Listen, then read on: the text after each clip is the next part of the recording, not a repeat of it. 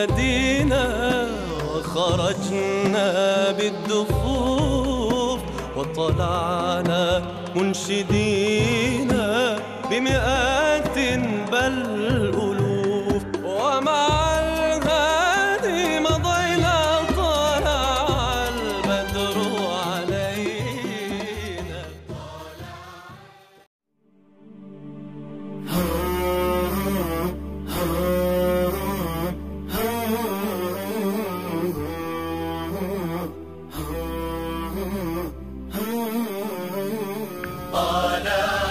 Assalamualaikum warahmatullahi wabarakatuh. Alhamdulillah wassallallahu wasallam wa baraka ala rasulillah sayyidina Muhammad ibn Abdillah wa ala alihi wa sahbihi wa mawalah, amma ba'du.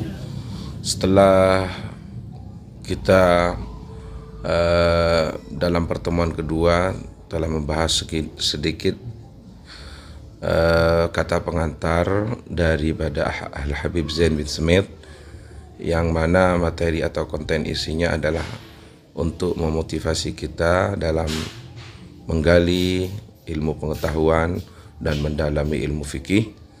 Dalam pertemuan ketiga ini kita akan membaca terusan atau setelah dalam pertemuan kedua beliau Habib Zain bin Smith hafizahullah menyatakan pentingnya ilmu dan pentingnya ilmu fikih secara khusus, karena tugas kita yaitu wa ma khalaqtul jinna wal insa illa liya'budun, tidak ada tugas melainkan untuk beribadah kepada Allah, dan beribadah atau menyembah pada satu zat haruslah berdasarkan pengetahuan.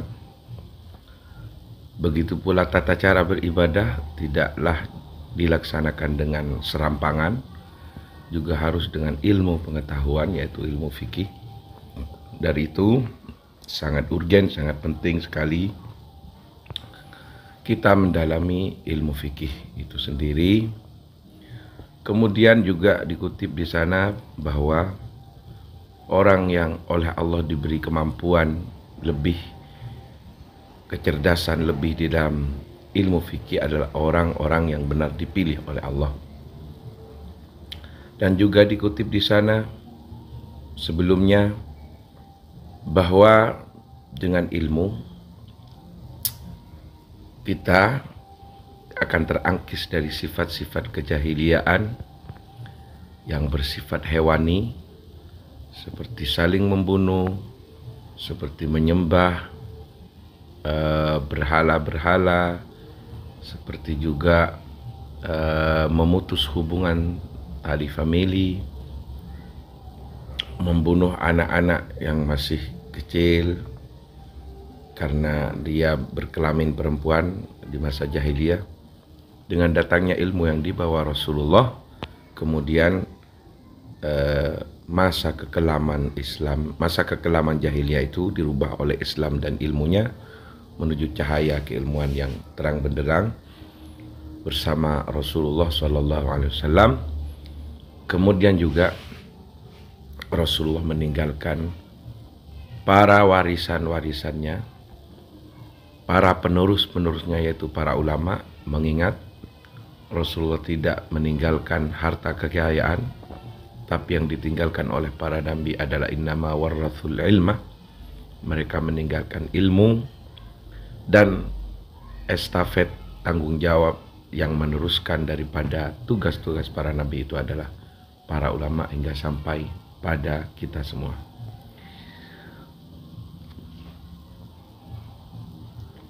Allahumma allimna ma yanfa'una wa fa'na bima 'allamtana wa zidna 'ilman wa fahma, akhrijna min dhulumatil wahmi wa akrimna bi nuril fahmi waftah 'alaina bi ma'rifatil 'ilmi wa zayyin akhlaqana bil hilmi ya arhamar rahimin.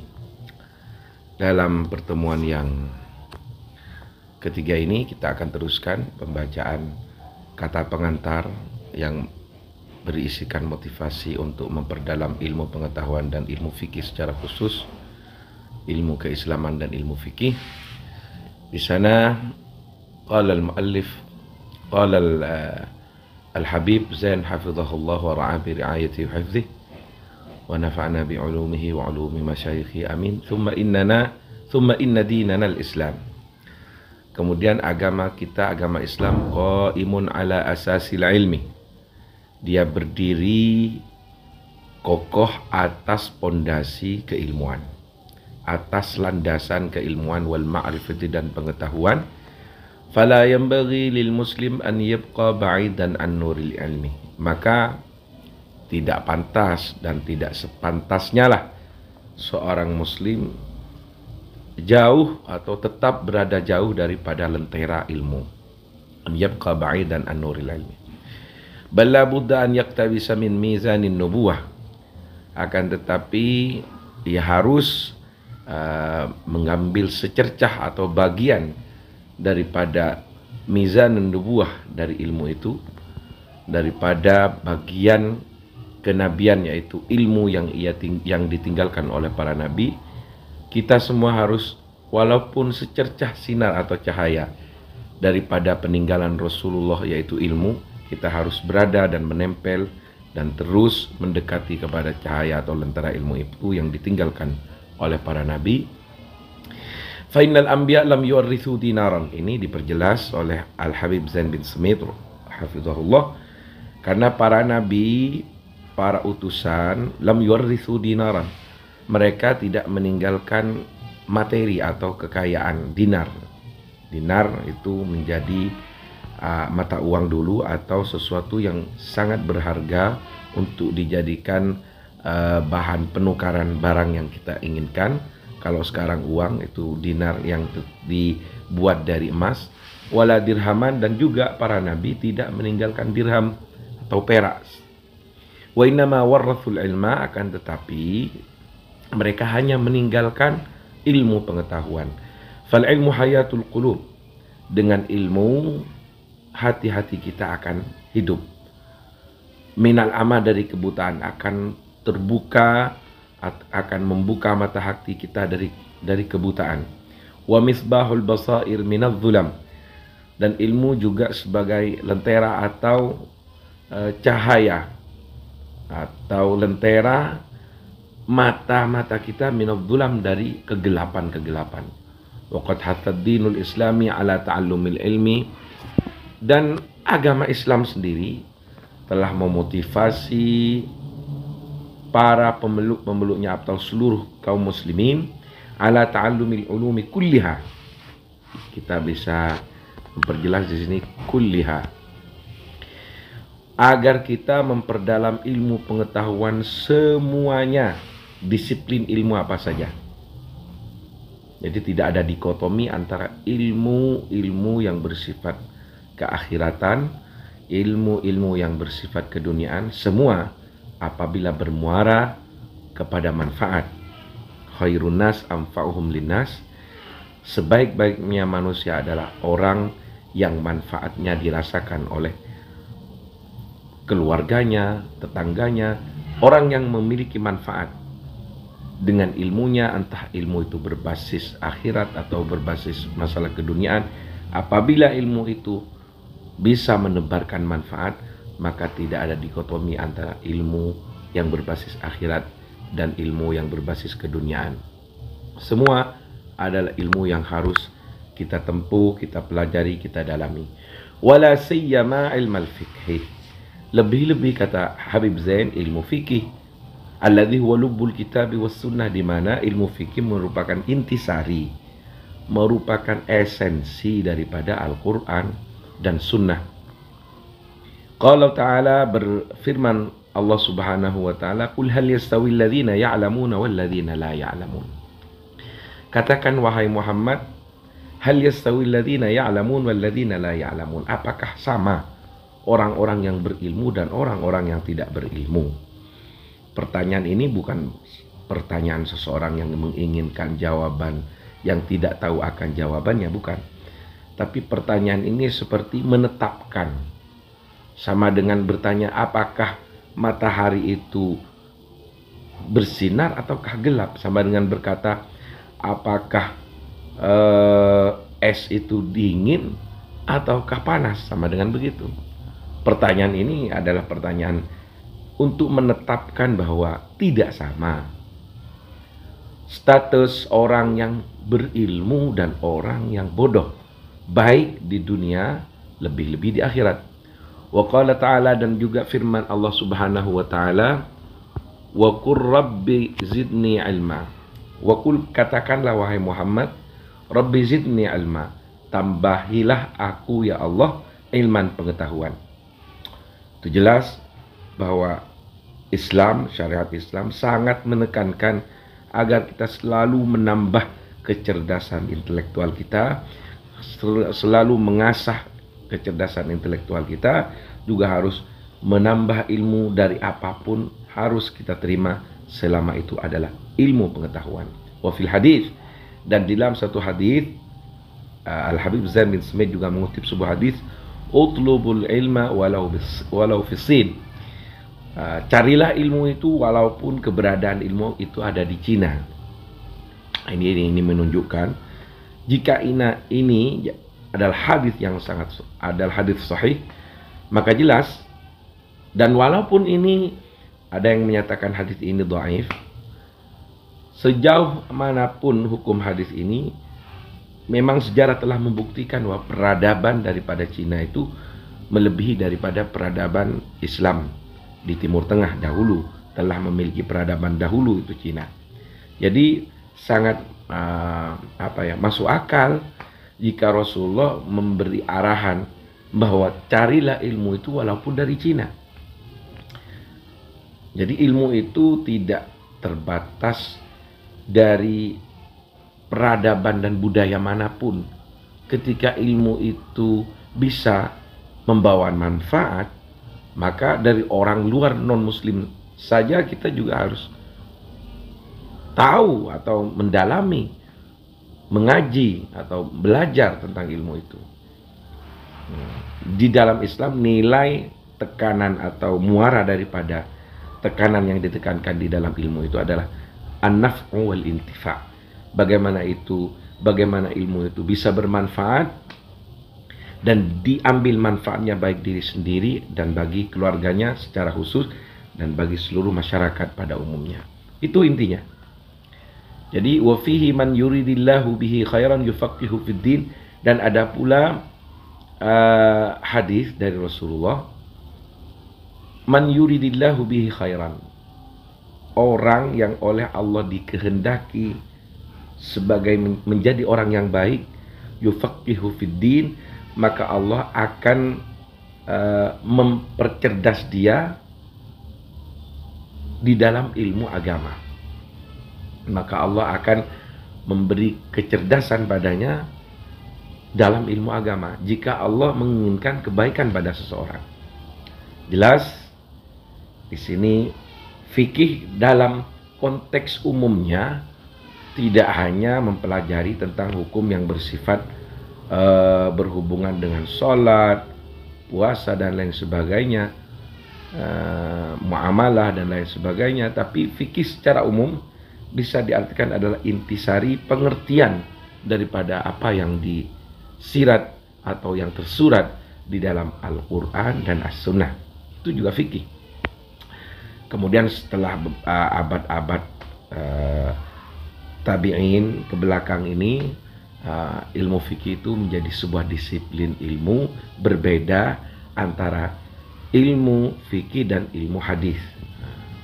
Dulunya fikih itu merupakan konteks yang umum, baik itu ilmu tentang hadis, baik itu ilmu di dalam masalah tasawuf, baik itu ilmu dalam masalah hukum formal, legal standing daripada hukum zahir yang menghukumi kita, tindak tanduk para mukallaf, yaitu fikih ibadat, fikih muamalat, fikih qadaya, jinayat.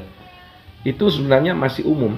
Setelah di abad-abad kedua dan ketiga, di abad kedua dan ketiga Hijriah, muncullah para imam yang kemudian memiliki disiplin-disiplin ilmu sendiri, yaitu dipisah: ilmu fikih, ilmu tafsir, tasawuf, dan juga ilmu usul fiqh juga lain, dan juga ilmu mustalah hadis, ilmu tentang hadis juga lain.